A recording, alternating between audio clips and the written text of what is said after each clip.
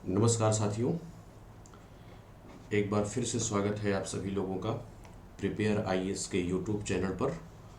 मैं अजय मिश्रा आप सभी लोगों का स्वागत करता हूं। और जो हम लोग सीरीज़ लेकर के चल रहे हैं उत्तर प्रदेश के पीजीटी परीक्षा को टारगेट करते हुए प्रवक्ता चयन भर्ती परीक्षा के हम प्रीवियस ईयर प्रश्नों को देख रहे हैं, और वो भी इतिहास विषय के। तो उसी श्रृंखला को आगे बढ़ाते हुए हम सभी जो है और प्रश्नों को देखने का प्रयास करते हैं कि किस प्रकार से प्रश्न पूछे गए हैं, क्या उनके सही उत्तर होने चाहिए। हमें वहाँ पे कहाँ कहाँ पे थोड़ा सतर्कता भी बरतनी है कि उन प्रश्नों से हमारा परिचय भी हो जाए जो थोड़ा बहुत कभी विवादों में रहे हैं, और उनका हम एक सही रास्ता भी निकाल लें। आप जानते हैं कि 125 क्वेश्चंस पूछे जाते हैं। सिलेबस की चर्चा आप एक बार देख भी सकते हैं, और इन केस मैं एक बार सिलेबस देख करके आप सभी लोगों को बताने का भी प्रयास करूंगा कि किस प्रकार से हमारा सिलेबस है। ओवरऑल पूरा इतिहास है, भारतीय इतिहास पूरा जो है प्रश्न वहाँ से पूछा जाता है। 125 क्वेश्चंस के प्रश्न पूछे जाते हैं, राइट। तो आप अपनी तैयारी कर ही भी रहे होंगे, क्लियर। तो आइए स्टार्ट करते हैं आज के सेशन को। और सेशन स्टार्ट करने से पहले जो भी विद्यार्थी ऑफलाइन क्लासेस करना चाहते हैं या ऑनलाइन प्रिपेयर आईएएस पे क्लासेस करना चाहते हैं, वो सभी ये नीचे दिए हुए कॉन्टैक्ट नंबर पे संपर्क कर सकते हैं। चाहे वह समीक्षा अधिकारी की तैयारी कर रहे हो, या यूपीएससी की कर रहे हो, या स्टेट पीसीएस की तैयारी कर रहे हो, राइट। चलिए प्रश्नों को आगे बढ़ाते हैं। सबसे पहला प्रश्न हमारे सामने है कि अंग्रेजों को दीवानी मिलने के समय निम्नलिखित में से बंगाल का नवाब कौन था। मतलब कि जब अंग्रेजों को दीवानी मिली थी, और एक काफ़ी बड़ी जीत भी रही है, राइट, और इसे हम एक युद्ध के नाम से भी जानते हैं। उसी के तुरंत बाद ये सारी घटनाएं हुई थी। तो आपके सामने 4 ऑप्शन है: अलीवर्दी, सिराजुद्दौला, मीर जाफ़र और नजमुद्दौला। सही उत्तर क्या होगा आपका? देखिए ध्यान दीजिएगा, यहाँ पर आपका सही उत्तर क्या है? मीर जाफ़र, ठीक है, मीर जाफ़र। कुछ घटनाएं आप जरूर ध्यान रखें जैसे ही इस प्रकार का प्रश्न दिखे। घटनाएं क्या याद रखेंगे? बक्सर का युद्ध, बक्सर का युद्ध। और बक्सर का युद्ध कब हुआ था? 1764, 1764। ध्यान रखिएगा, अंग्रेजों को दीवानी इसी वर्ष प्राप्त हुई थी, राइट। कब मिला था? 1764 में, ठीक है। तो ये बक्सर का युद्ध अक्टूबर में 1764 में। एक तरफ तो ईस्ट इंडिया कंपनी, एक तरफ ईस्ट इंडिया कंपनी यानी अंग्रेजी सेना, और दूसरी तरफ मुगल बादशाह, जिसमें से 3 मुगल बादशाहों का नाम आता है। पहला क्या है? मीर कासिम। मीर कासिम जो कि बंगाल का नवाब हुआ करता था, और जो आपके उत्तर से भी अभी जुड़ेगा, राइट। इसके साथ ही साथ मीर कासिम के साथ में कौन था? अवध के नवाब थे शुजाउद्दौला, और उसके साथ थे मुगल बादशाह शाह आलम द्वितीय, शाह आलम सेकंड। इन तीनों की संयुक्त सेनाएं किससे लड़ रही थी? ईस्ट इंडिया कंपनी से 1764 में, राइट। और इस युद्ध में विजय किसकी होती है? अंग्रेजों की। अंग्रेजों की विजय किससे होती है? क्योंकि अंग्रेजों से जा मिला था कौन? मीर जाफ़र। और मीर जाफ़र जो अंग्रेजों को भी पसंद आ चुका था, राइट। और मीर कासिम की हत्या के बाद, राइट, जब मीर कासिम की हत्या हुई, राइट, उसके बाद यानी 1765 से लेकर के 1765 से लेकर के 1764 से लेकर के और 1765 तक मीर जाफ़र बहुत दिनों तक जीवित नहीं रहा। अपने मरणोपरांत तक वह बंगाल का नवाब बना रहा। और इसी समय जो है बक्सर का युद्ध होता है, जिसमें अंग्रेजी सेना जीतती है। और साथ ही साथ केवल पश्चिम बंगाल नहीं बल्कि बिहार, झारखंड, उड़ीसा और बांग्लादेश की दीवानी अंग्रेजों के हाथ चली जाती है। क्लियर। तो अंग्रेजों को दीवानी मिलने के समय कौन है? मीर जाफर है। कौन? बंगाल का नवाब। राइट, मीर कासिम की हत्या करने के बाद। ठीक है, चलिए अगले प्रश्न की तरफ बढ़ते हैं। बंगाल में पंचवर्षीय बंदोबस्त इनमें से किसने लागू किया था? क्लाइव ने, वारन हेस्टिंग्स ने, कॉर्नवालिस ने, या फिर जॉन सोर ने? बताएं इसमें से कौन सा सही उत्तर होगा। तो पहले मैं आपको बता दूं कि उत्तर आपका सही होगा क्या? Warren Hastings. वारन हेस्टिंग्स पंचवर्षीय बंदोबस्त, या आपसे कहीं कहीं पूछा जाएगा पंचशाला, पंचशाला बंदोबस्त, दोनों बात एक ही है। ठीक है, तो लॉर्ड वारन हेस्टिंग्स ने पंचशाला बंदोबस्त स्टार्ट किया था 1772 में। राइट, इसका मतलब ये होता था पंचवर्षीय बंदोबस्त या पंचशाला बंदोबस्त का कि लगान वसूलने के लिए उस समय उस वक्त में बोली लगाई जाती थी। जिसकी सबसे ज़्यादा बोली लगती थी वही लगान को वसूल कर सकता था। राइट, तो लगान वसूली का अधिकार उसी को दिया जाता था। और ध्यान रखेंगे कि मात्र 1717 तक, 1777 तक, सॉरी 1777 तक यह पंचवर्षीय बंदोबस्त चलता रहा। उसके बाद इसे जो है समाप्त कर दिया गया।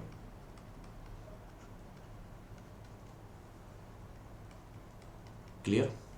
ठीक है, तो पंचवर्षीय बंदोबस्त उस समय कौन था? वारन हेस्टिंग्स था, जिसने पंचशाला बंदोबस्त को लागू किया 1772 में, जिसके अंतर्गत जो सबसे अधिक बोली लगाता था उसी को कर वसूलने का अधिकार मिलता था। राइट, और 1777 तक यह प्रक्रिया चलती रही, लेकिन उसके बाद इसे जो है बंद कर दिया गया था। ठीक, चलिए अगले प्रश्न की तरफ बढ़ते हैं। सम्राट जहांगीर के दरबार में टॉमस रो कितने वर्ष तक रहा? राइट, टॉमस रो, आप जानते हैं टॉमस रो कौन है? इंग्लैंड के राजा उस समय हुआ करते थे जेम्स, और जेम्स का राजदूत था कौन? Thomas Roe. और मुगल दरबार में राजा जेम्स ने जो है भेजा था, जो कि जहांगीर के दरबार में आया था व्यापार से संबंधित वार्तालाप करने के लिए। सीधा सीधा उद्देश्य उसका ये था कि उसे भारत में व्यापार करने के लिए सुविधाएं मिल जाएं। राइट, और इसके अगर आप आने का क्रम देखेंगे तो यह आया था 1615 के लास्ट में, 1615 के अंत में, यानी नवंबर दिसंबर के महीने में लगभग। और उसके बाद ये 1618 तक, 1618 तक जो है कहाँ पर था? बना रहा। ठीक है, तो आप ये कह सकते हैं कि यह टॉमस रो जो है 3 वर्ष तक जहांगीर के दरबार में रहा और उनसे बातचीत करता रहा कि मुझे भी व्यापार करने के लिए सुविधाएं दी जाएं, प्रोटेक्शन दे दिया जाए, ज़मीन दे दिया जाए। राइट, चलिए आगे चलते हैं। अच्छा प्रश्न है कि विवेकानंद और थियोसॉफिकल सोसाइटी के अनुसार सुधार संबंधी विचारों में पर्याप्त साम्यता है। इनमें से कौन सा विचार थियोसॉफिकल सोसाइटी के विचारों से मिलता है? इस प्रश्न को करने के लिए आप सभी लोगों को थियोसॉफिकल सोसाइटी के बारे में क्या करनी पड़ेगी? नॉलेज रखनी पड़ेगी कि उसका उद्देश्य क्या था, उसका मतलब क्या था। थियोसॉफिकल, थियो से ईश्वर, और फिजिकल का मतलब, सोफिकल का मतलब आप समझ सकते हैं कि आस्था रखने वाला, राइट, या विश्वास रखने वाला। ठीक है, तो थियोसॉफिकल सोसाइटी जो कि इस्टेब्लिश की गई 7 सितंबर 1875, 1875 को कहाँ पर किया गया? अमेरिका में किया गया। ध्यान रखिएगा, कहाँ पर? अमेरिका में। अमेरिका में एक शहर फेमस है ही है, न्यूयॉर्क। तो न्यूयॉर्क में जो है इसकी स्थापना की गई, और इसकी स्थापना में 2 लोगों का महत्वपूर्ण योगदान है। मुझे एक स्लाइड यहाँ पर और लेनी चाहिए थी, कोई नहीं। 2 लोगों का प्रमुख योगदान है, जिसमें से एक नाम है HP, एक रूसी महिला थी, मैडम थी, HP ब्लावात्स्की। और इनके साथ में कौन थे? एक अमेरिकी जो है कर्नल हुआ करते थे, एच.एस. ऑल्टॉक, राइट। तो ये दोनों जो है मिलकर के थियोसॉफिकल सोसाइटी की स्थापना किए थे। बहुत सारे इनके सिद्धांत हैं, इनके कार्यक्रम हैं, राइट। लेकिन छोड़िए उसे, हमें क्या ध्यान रखना है कि भारत में थियोसॉफिकल सोसाइटी की स्थापना कब हुई। तो भारत में हुआ 1879 में, 1879 में। कहाँ पर? मुंबई में। आप जानते होंगे स्वामी दयानंद सरस्वती, राइट। दयानंद सरस्वती, स्वामी दयानंद सरस्वती के ही निमंत्रण पर ब्लावत्स्की और ऑल्टॉक जो है भारत में आते हैं और वहाँ पर मुंबई में थियोसॉफिकल सोसाइटी की स्थापना करते हैं। लेकिन 5-7 वर्षों तक ये ठीक ठाक काम चलता रहा, 5-6 वर्षों तक। लेकिन अंततः 1886 में कुछ मामला गड़बड़ हुआ, जिसकी वजह से इसका मुख्यालय मुंबई से कहाँ शिफ्ट कर दिया गया? अडयार। अडयार उस समय का एक शहर था जिसे आज हम चेन्नई के नाम से जानते हैं, जो कि मद्रास में है। तो मद्रास में इस्टेब्लिश कर दिया गया 1886 में किसे? थियोसॉफिकल सोसाइटी को, राइट। क्लियर। और इसके साथ ही साथ आपको यह भी ध्यान रखना चाहिए कि थियोसॉफिकल सोसाइटी को प्रसारित करने का जो श्रेय है, जिसके समय में ज़्यादा ये प्रसारित हुआ, तो वो कौन है? Annie Besant, right. Annie Besant 1889 में, 1889 में वह इसके सदस्य बन गई थी और इनको जो है प्रसारित करने का जो है कार्यभार भी इनको दिया गया, राइट। तो इसका जो उद्देश्य था वो मानव के जीवन आत्मा को या जीवात्मा को या उसे एक मानव होने का एहसास भी दिलाना था। आपका जो इसमें सही उत्तर होगा कि थियोसॉफिकल सोसाइटी के विचारों से जो विवेकानंद के विचार हैं, आपको विवेकानंद के विचार को भी इसमें समझना पड़ेगा, क्योंकि इसमें कई सारे 2 पॉइंट्स ऐसे हैं, जैसे कि वो मानते थे कि जिस प्रकार ईश्वर स्वतंत्र है उसी प्रकार प्रत्येक व्यक्ति भी स्वतंत्र है। ये थियोसॉफिकल सोसाइटी का विचार था। लेकिन यहाँ पर आपको ऐसे विचारों को ढूंढना है, राइट, जो कि विवेकानंद के विचारों से भी मिलता है। क्लियर। तो यहाँ पर आपका उत्तर क्या सही होगा कि इन दोनों लोगों में आत्मविश्वास और आत्मसम्मान को जागृत करने का जो सिद्धांत था वह दोनों में, विवेकानंद और थियोसॉफिकल सोसाइटी के विचारों में मिलता जुलता है, राइट। चलिए आगे बढ़ते हैं अगले प्रश्न की तरफ। अस्पृश्यता के विरुद्ध पहली बार आवाज उठाने वाले भारतीय नेता कौन थे? छुआछूत को लेकर के आवाज उठाने के लिए महात्मा गांधी, डॉक्टर भीमराव अंबेडकर, नारायण गुरु और ज्योतिबा फुले। ये प्रश्न आमतौर पर गलत होता है। गलत क्यों होता है? ऑप्शन बी में ही, क्योंकि रंग भेद की नीति से में महात्मा गांधी का भी नाम आता है, तो कुछ उसे समझ करके टिक कर देंगे। कुछ लोग कि दलितों को लेकर के अधिक आवाज भी किसने उठाया और पीड़ा भी किसने झेली? डॉक्टर भीमराव अंबेडकर ने, तो वहां भी उत्तर सही हो सकता है। लेकिन एक्चुअल में सही उत्तर कौन सा है? ज्योतिबा फुले। अगर हम कहें कि भारत में निम्न जाति की शुरुआत, तो निम्न जाति की शुरुआत का श्रेय जाता है किस पर? ज्योतिबा फुले पर। इसका नेतृत्व किया था, जो निम्न जाति को लेकर के आंदोलन हुआ उसका नेतृत्व कौन कर रहे थे? ज्योतिबा फुले। और इन्होंने अपनी एक किताब लिखी 1872 में, 1872, जिसमें इन्होंने जिक्र किया, कौन सी किताब लिखी? गुलामगिरी किताब लिखी, गुलामगिरी। ध्यान रखिएगा, यह भी प्रश्न पूछा जा सकता है, गुलामगिरी किसकी रचना है, राइट, ठीक है। और इसके साथ ही साथ जब गुलामगिरी थोड़ी सी चल पड़ी तो 1873 में, 1873 में इन्होंने सत्यशोधक समाज की स्थापना की, राइट। सत्यशोधक समाज की स्थापना की कब? 1873 में।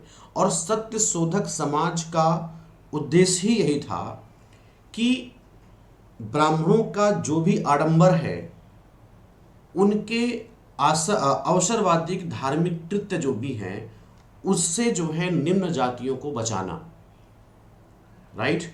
तो जो भी निम्न जातियां थी उनको बचाना, उसके लिए इन्होंने सत्यशोधक समाज की स्थापना करी और गुलामगिरी भी लिखा। राइट। तो ध्यान रखेंगे कि छुआछूत को लेकर के पहली बार आवाज उठाने वाले राष्ट्रीय स्तर के नेता थे कौन? ज्योतिबा फुले। राइट।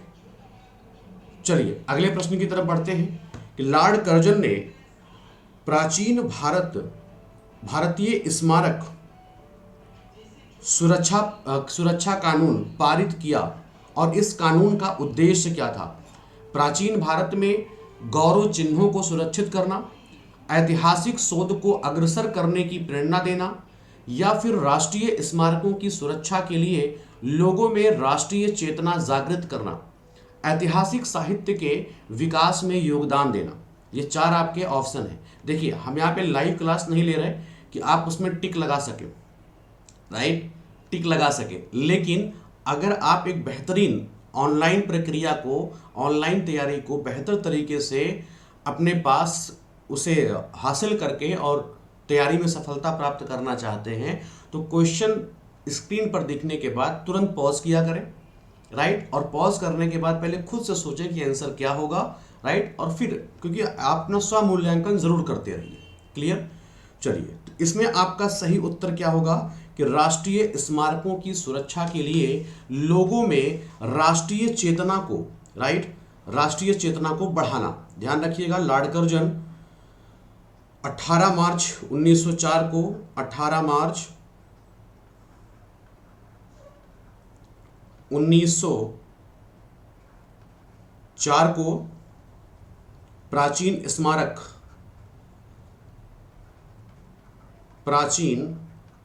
स्मारक संरक्षण अधिनियम को पारित करते हैं। आप जानते हैं कि लॉर्ड कर्जन एक पुरातत्ववेदता यानी आर्कियोलॉजिस्ट भी हैं, राइट। इन्होंने भारतीय पुरातत्व सर्वेक्षण विभाग की भी स्थापना करी है जिसमें शोध से लेकर के और भारतीय स्मारकों के जीर्णोद्धार का भी कार्य इन्होंने कर रखा है। क्लियर। चलिए तो आपका यहाँ पे सही उत्तर क्या होगा कि राष्ट्रीय स्मारकों की सुरक्षा के लिए लोगों में राष्ट्रीय चेतना को जागृत करना क्या था, इसका एक उद्देश्य था। ठीक है। चलिए आगे बढ़ते हैं।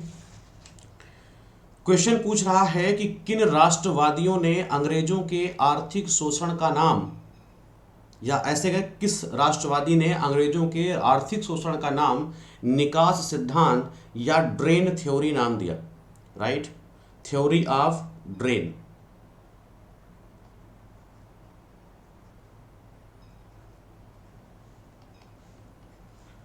आपके पास चार ऑप्शन है, महादेव गोविंद रानाडे, रमेश चंद्र दत्त, दादा भाई नौरोजी और गोखले। तो आपका सही उत्तर यहां पर क्या होगा? दादा भाई नौरोजी। ड्रेन थ्योरी या धन निकासी की बात अगर करें तो धन निकासी से हमारा जो मतलब था, राइट, यानी नेताओं का, उस समय के नेताओं का जो मतलब था वह यह था कि वह धन जो कि भारत के द्वारा ब्रिटेन को जा रहा है, जिसका कोई प्रतिफल नहीं मिल रहा, कोई रिजल्ट भी नहीं आता है, ना ही उसका कोई उत्तरदायित्व अंग्रेजी सरकार के द्वारा निभाया जाता है, राइट। तो ऐसे धन को इन्होंने क्या कहा? ड्रेन थ्योरी का सिद्धांत दिया। और इस धन निकासी का सिद्धांत यानी थ्योरी ऑफ ड्रेन को दादा भाई नौरोजी ने सबसे पहले, इनकी एक किताब आती थी दादा भाई नौरोजी की थी जो है the poetry and the poverty and un British rule in India. ये इनकी किताब का नाम है, दादा भाई नौरोजी, और इन्होंने ही अपनी पुस्तक में सबसे पहली बार ड्रेन थ्योरी का कंसेप्ट जो है दिया हुआ था, बताया था उसके बारे में। चलिए अगला प्रश्न है 1907 नहीं होगा, 1907 होगा, 1907 ईस्वी के द्वितीय इंटरनेशनल के स्टुटगर्ट कांग्रेस में स्वतंत्र भारत का झंडा किसने फहराया था?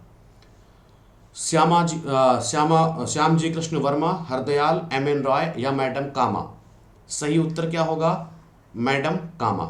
तो आप जानते हैं पूरा नाम इनका, मैडम भीकाजी कामा। और इनको क्या कहा जाता है? भारतीय क्रांति की माता। इन्हें क्या कहा जाता है? भारतीय क्रांति की माता। राइट। एक पारसी परिवार से संबंधित रही है। राइट। और भारत के प्रतिनिधि के रूप में 1907 में 1907 में स्टुटगर्ट यानी कहाँ पर? जर्मनी में। स्टुटगर्ट कहाँ पर है? जर्मनी में। जर्मनी के द्वितीय सेकेंड अंतर्राष्ट्रीय समाजवादी कांग्रेस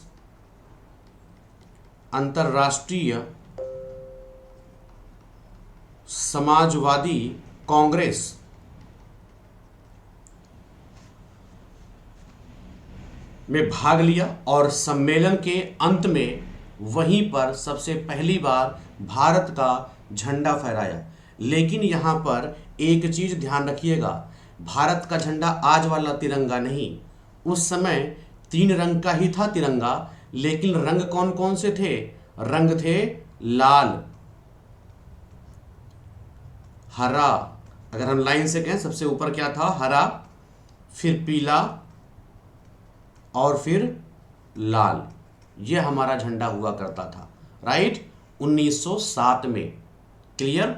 ठीक है, चलिए आगे बढ़ते हैं। राष्ट्रीय गीत वंदे मातरम का कांग्रेस के अध्यक्ष द्वारा किस कांग्रेस में विरोध किया गया? देखिए थोड़ा सा गड़बड़ है, कोकनद पूछा था लेकिन कोकीनद होगा यहाँ पर, कोकीनद कांग्रेस। देखिए एक्चुअल में यह प्रश्न थोड़ा सा दिक्कत करेगा। दिक्कत इसलिए करेगा, पहले तो आपके पास ये सारे ऑप्शन हैं, सूरत, बेलगाम, कोकीनद और गया। आपका सही उत्तर होगा कोकीनद। प्रॉब्लम क्या है कि जब वहां पे किसी कांग्रेस अध्यक्ष के द्वारा किया गया था, तो ये जो विरोध किया गया था ये एक्चुअल में मुस्लिम लीग के द्वारा किया गया था। और इसका अधिवेशन कहां पर हुआ था? अमृतसर में। राइट, अमृतसर में हुआ था। ठीक है। और यह अधिवेशन हुआ था 30 दिसंबर 1908 को। और यहां पर मुस्लिम लीग का जो दूसरा अधिवेशन था वो कहां पर था? अमृतसर में। यहां पर अध्यक्षता कर रहे थे सैयद अली इमाम। अध्यक्षता कर रहे थे सैयद अली इमाम। राइट। और ये कोई कांग्रेस का अधिवेशन था, लेकिन मुस्लिम लीग का अधिवेशन था। और यहीं पर जो है अपने भाषण देने के दौरान सैयद अली इमाम ने राष्ट्रीय गीत वंदे मातरम का विरोध किया था। लेकिन यह शुरुआत थी। इसके बाद कोकीनद कांग्रेस में की घटना क्या थी? जब खिलाफत आंदोलन हुआ और खिलाफत आंदोलन की जब विफलता मिली तो 1923 में कोकीनद में, राइट, कोकीनद या काकीनद भी कहते हैं, काकीनद में विष्णु दिगंबर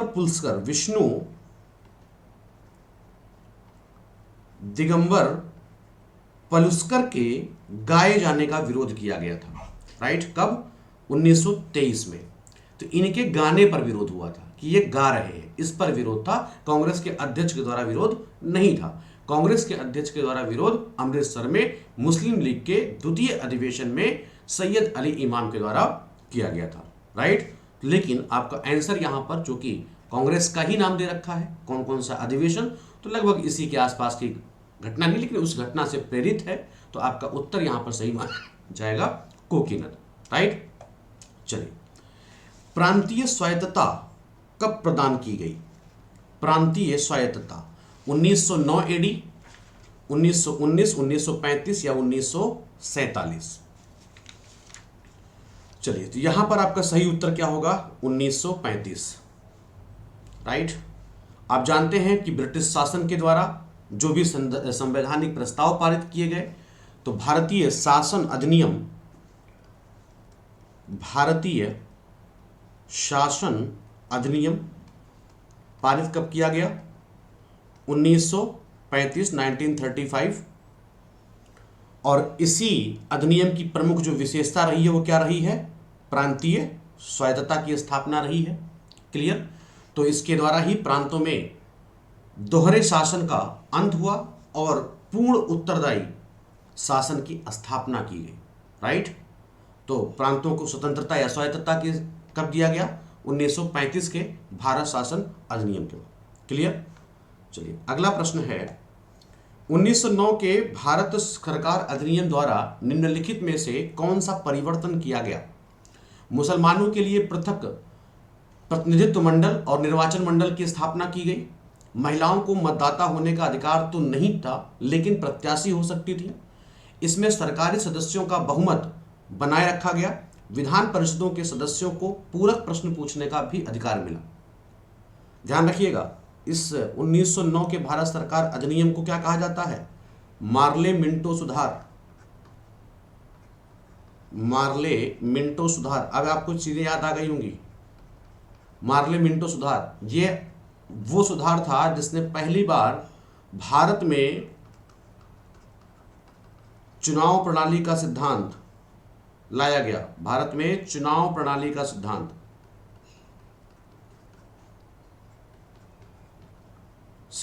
भारत में लाया गया और इसी के अंतर्गत विधानमंडलों बाकी चीजों का गठन हुआ और साथ ही साथ मुसलमानों के लिए पृथक प्रतिनिधित्व और निर्वाचन मंडल की व्यवस्था की गई। राइट? तो आपका सही उत्तर क्या होगा? मुसलमानों के लिए पृथक प्रतिनिधित्व और निर्वाचन मंडल की व्यवस्था। क्लियर? चलिए अगले प्रश्न की तरफ बढ़ते हैं। सिवली नोमानी भारतीय इतिहास में अच्छा नाम है, स्वतंत्रता के आधुनिक भारत में, और उत्तर प्रदेश में भी अच्छा नाम है सिवली नोमानी का।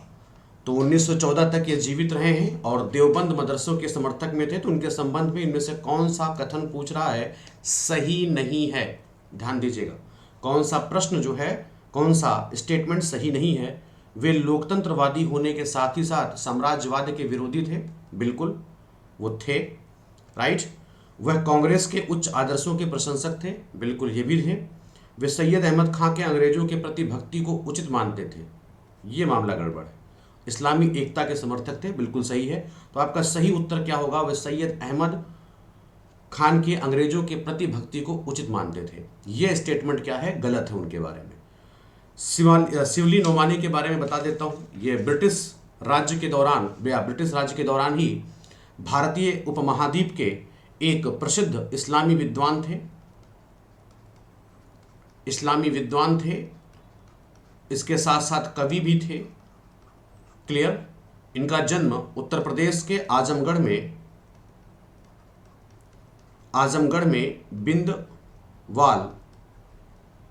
बिंदवाल में हुआ था 1857, 4 जून 1857 में। राइट? और इन्होंने 1883 में 1883 में आजमगढ़ में ही सिवली नेशनल कॉलेज और दारुल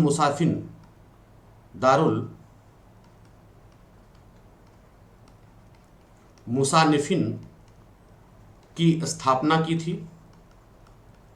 राइट? आजमगढ़ में ही इनकी मृत्यु होती है 18 नवंबर, आपके क्वेश्चन में ही दे रखा है, 1914 में। क्लियर?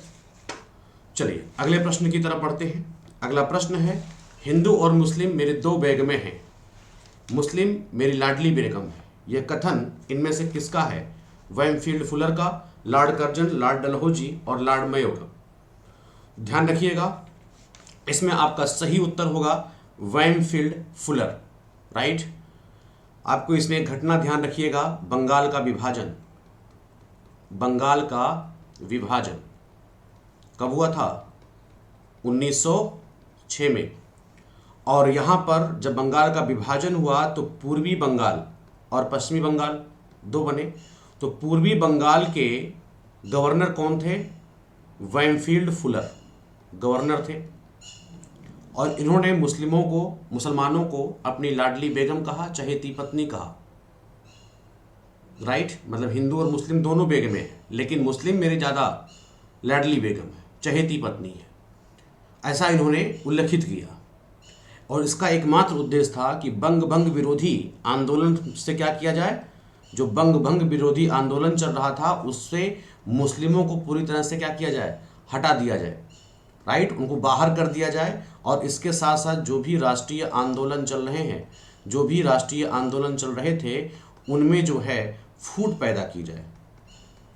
ठीक है, इसका मात्र एक ही उद्देश्य था, बढ़ाना चढ़ाना, उसको लालच देना एक तरह से। चलिए अगला है, सर सैयद अहमद खां महिलाओं के लिए आधुनिक शिक्षा विरोधी थे। निम्नलिखित में से कौन सा दृष्टिकोण उनसे असंबद्ध था, मतलब उससे संबंधित नहीं था। महिलाएं कुशल माता और गृहिणियां बने, वह महिलाओं में पर्दा प्रथा के पक्ष में थे, वह बहुविवाह को तर्कसंगत मानते थे, वह स्त्रियों को नौकरी कराने के पक्ष में थे। तो आप बताइए कौन सा इसमें असंबद्ध, संबंधित नहीं है, बस ये नहीं संबंधित है। वो बहुविवाह को तर्कसंगत मानते थे, राइट, उसमें वो छेड़छाड़ नहीं कर रहे। बाकी सारी चीज़ें उनकी, जो भी उनकी महिलाओं को लेकर के आधुनिक शिक्षा के जो विरोधी थे, वो सारी चीज़ें बिल्कुल सही था। वो मानते थे कि महिलाएं कुशल माताएं गृहिणियां बने, पर्दा प्रथा में रहे, नौकरी करने के पक्ष में भी थे, लेकिन यह दृष्टिकोण कि वह बहुविवाह को तर्कसंगत मानते थे, राइट, ये उससे संबंधित, उनसे संबंधित नहीं था। चलिए अगला प्रश्न है, अकाली आंदोलन से संबंधित कुछ घटनाएं दे रखी हैं। पहला है ननकाना गुरुद्वारा कांड, तोशाखाना गुरुद्वारा कांड और गुरु का बाग संघर्ष। इनमें से कौन सा आपको कालक्रम से व्यवस्थित करना है, राइट। तो ध्यान रखिएगा कि ननकाना गुरुद्वारा कांड 1921 ईस्वी को हुआ था एडी में।